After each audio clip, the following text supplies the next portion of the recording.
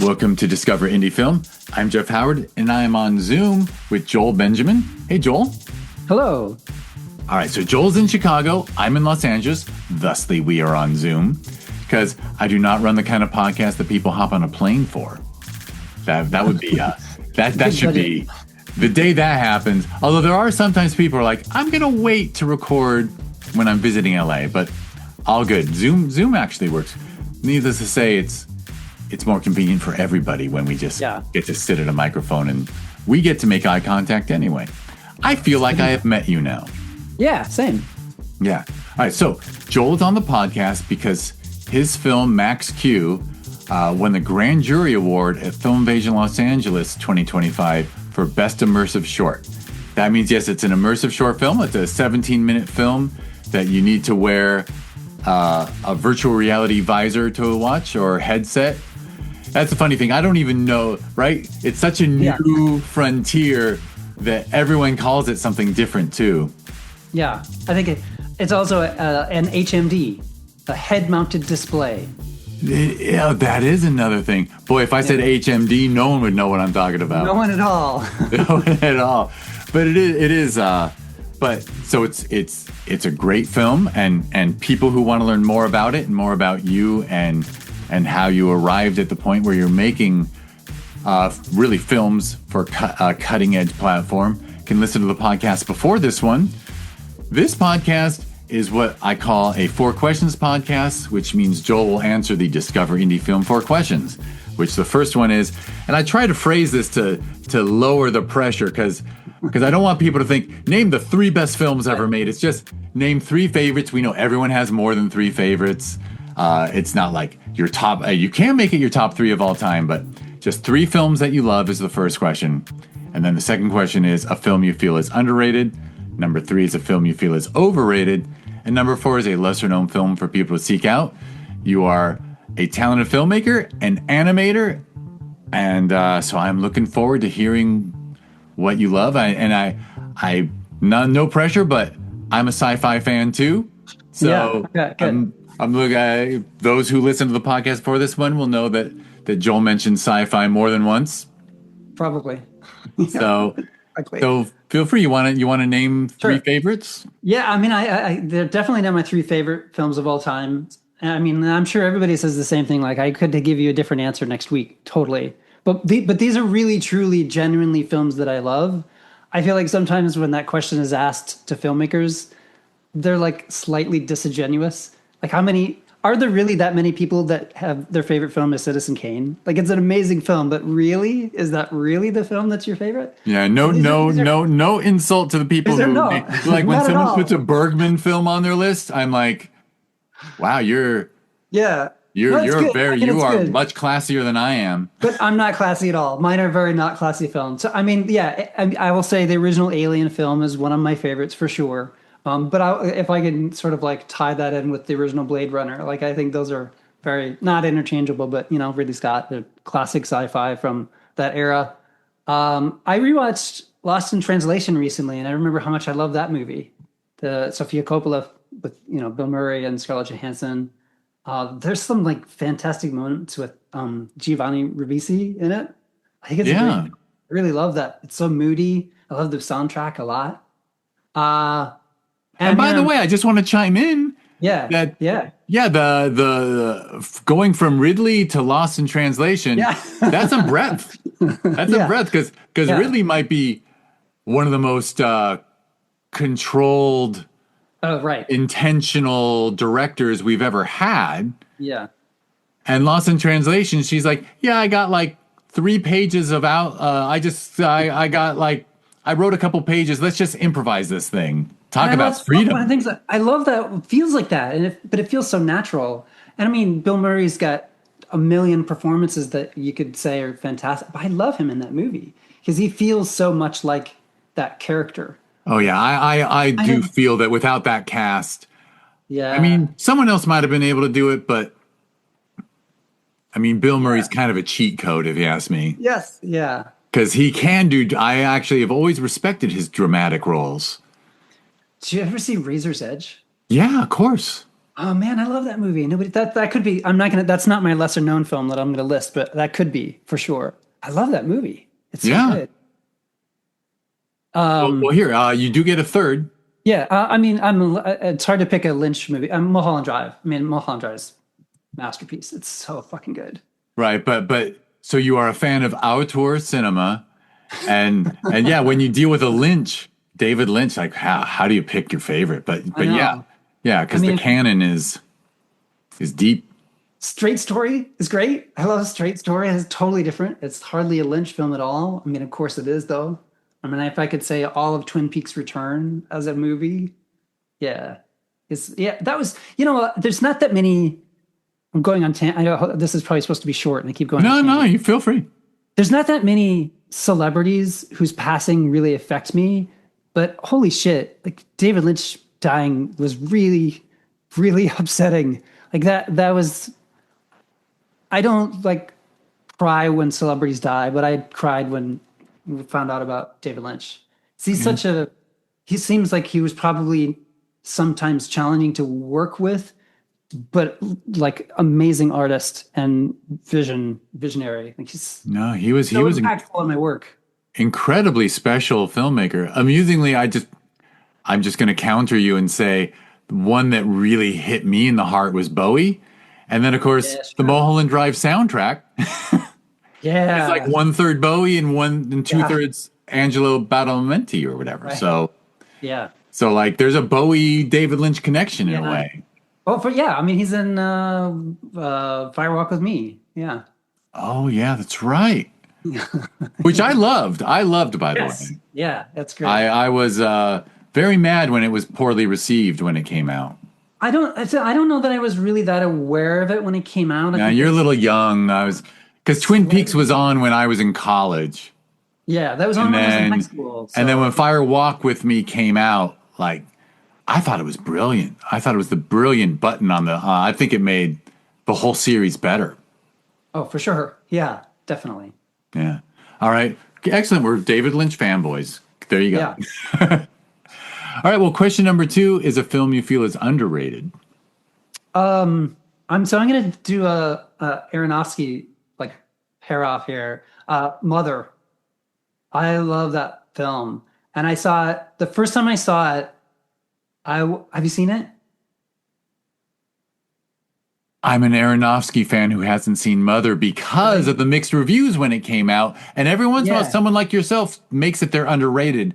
And I'm actually going to break my rule. I'm going to pick up my phone and add it to my films to watch list. So yeah, the first time I watched it, it's so dark and uncomfortable and we I mean Aronofsky, right?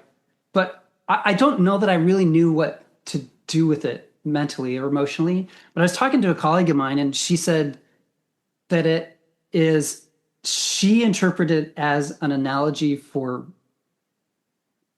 how hard it is to be a woman in these times. And I watched it again not that long after that through that lens. And it's like, oh, I mean, I'm like as generic a white dude as you can get.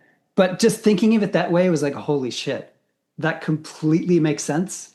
And it feels like the perfect film for that, like, not message, but like that attitude. It's Interesting. really strange and upsetting and uncomfortable. I'm with you on that. Sometimes a slight insight can completely change your point of view. Yeah, yeah. I have an example, but you know what? This ain't about me, so I won't even give. I'll give you my example when we're done recording. Okay. But and I'll let you continue. And you have inspired me to want to watch Mother even Oh, more. good. So, what is your overrated? Didn't love The Whale. I mean, I know a lot of people love that movie, but it feels too much like a stage. I mean, I think, isn't it based off a play? Like, it feels too much like that for me. And it feels like a film where I'm being asked to really empathize with this character in a real way. And like, it feels like it's trying to be grounded in some sense, but the fact that it is a little bit heightened and stylized kind of tore me away from that. I had a Yeah. really hard time connecting with it. And I struggled because all these people that I respect were like, this film is amazing. You're gonna love this film. And I think the performances are really good, but they feel like stage performances. So I couldn't get into it. I get you, and I do. I'll tag on that the question is overrated in that you're not criticizing the film as much as you're No, of saying course. that people putting it on the pedestal they do. Yeah, you can say it's a good film, but I don't know why Yeah. people were like, oh my God, you must see. Yeah, I'm happy for Brendan Fraser. I mean, his performance is fantastic. I think like he deserved all the accolades. yeah, I think I wished I'd seen it in a theater. I mean, like a live play. yeah. Well, and I feel, I mean, I have no right to this opinion because I haven't seen it, but I also feel that our superficial society just really loved embracing this older, heavier version Yeah, of a guy who was a heartthrob yeah. 25 years ago. And I understand that, but It's separate from the film. It that's has nothing separate to do from with the the film. film. Exactly. Yeah. Yeah, All right. Well, question number 4 is a lesser known yeah. film that people should seek out. Fantastic Planet. I mean, it's animation, French animation from the 70s that is a totally bizarre sci-fi like head trip. It's super trippy. The story doesn't totally work. It's not like a great film, but it's as a animation experience, it's really fantastic. And if It you is have, such an experience. yeah, and if you're not that familiar with non-Western Disney Pixar animation, it's a good sort of like strange entry. And it is. I remember the first time I watched it, my partner and I watching it, and I kept saying to her, "I cannot believe what we're watching." Like, you know what I mean? I kept going, "This is Yeah, amazing. I yeah, cannot believe what we're looking at." And yeah, it's also beautiful. I mean, I really do yeah. love the story too, I think. Oh yeah, for sure. I mean, it's not like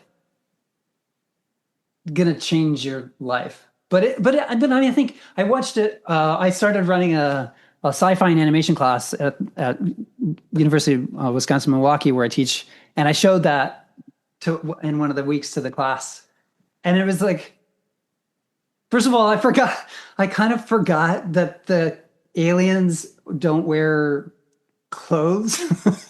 So I like 10 minutes into the movie, I'm showing all these students like these naked blue aliens. Like I should, There's a lot of naked blue boobies. yeah, yeah, and I started to feel really self-conscious about it. But I'm like the students really didn't know what to do with it either. Like they were like, this is so trippy 70s psychedelic weird. But it's great. I mean, I think it went over well. I think they liked it, but yeah, it's a weird piece. Yeah, yeah. And it's funny, I just pulled it up yeah, it's a great film. I think everyone should see it at least once in their life. Yeah. And and I apologize to the world for my need to say add this, but if you can enjoy marijuana responsibly, Fantastic Planet is pretty amazing to watch stoned. What can I say? I'll just say it. It is definitely amazing. I did watch it once stoned and I was like, "Oh my God." As long as you're not the type that's gonna fall asleep, because that there are slow, like really dreamy, trippy moments that, like, if you're gonna fall asleep, then it's maybe uh, something to watch out for. That's true. And I didn't realize that in the English version, Barry Bostwick did the main voice. He did the narration. We just had him at Film Invasion Los Angeles 2025. We premiered a film that he was involved in. Oh, cool. Too bad I couldn't say, hey, remember that French animated film that you did the voiceover for when it came to America? He'd be like, you think I remember what I did Right. 50 years ago? 50. Oh yeah, yeah, it's probably 50. Yeah, 70. Well, I mean, I should look at it. 70. Isn't it like 72, 73? So one Grand Prix at Cannes in 73. Yeah. But also, who knows when they did the English voiceover and brought it over here? Yeah. But yeah, I don't that's know that I've seen the English version. I'm not sure. I might have only seen the subtitled French version. I'm not sure. God, What does it say about me that I can't remember if there were subtitles or not when last time I Yeah, saw I it? know. Not to, like how many films have you seen? Especially as a programmer, like you, how many films do Oh, you watch? A well, million? my joke is I start about 1,500 a year, Yeah. but I don't finish all Yeah. 1,500. No, I cannot imagine. Yeah. Yeah. All right. Well, excellent list. And I appreciate you taking the time. Yeah, of course. All right. Everyone listening, we're all thanking Joel Benjamin for taking the time to give us his list and be on the podcast. If you please like and subscribe, be kind, maybe even write a review. Why not? You know, you just, Joel just gave you all these great films to watch. So, show your gratitude and like and subscribe, whatever. All right. If you want to learn more about this podcast, go to discoverindiefilm.com. On social media, it's always at DIFwins. If you go to the show notes, there's clickable links to film festivals as well as to Joel's website, both for his work and for his film Max Q that won that award at Film Invasion Los Angeles.